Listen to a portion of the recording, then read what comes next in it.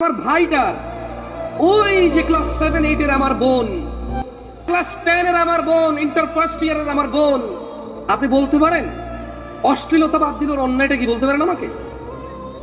আমাকে বলতে পারেন ও যদি বোরখা পরে, আমাকে বলতে পারেন ও যদি জানা না করে, আমাকে বলতে পারেন ও যদি গান বাজনা নিজেকে মত্ত না করে, নাচ গানে মেতে না থাকে, আমাকে ওর দুইটা দোষ আমাকে বলেন তো আপনি ভাই, দুইটা দোষ বলেন আমাকে।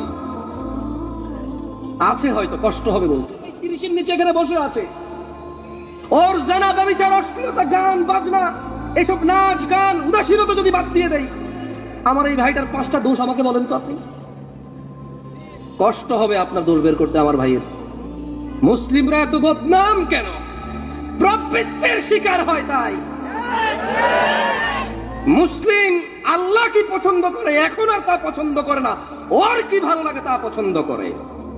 কুদওয়ার মুহাম্মদ সাল্লাল্লাহু আলাইহি ওয়াসাল্লাম নাই, ও এখন খেলোয়াড়দের পিছে ছুটে।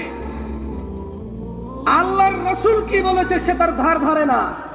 কোন নায়ক কি পড়ছে, কোন গায়ক কি গাইছে, কোন খেলোয়াড় চুল কেমনে কাটছে, কি প্যান্ট পরছে, কি গেঞ্জি পরছে, এটাই তার প্রধান লক্ষ্য এখন। আল্লাহ আমাদেরকে বুঝার তৌফিক দান করুন।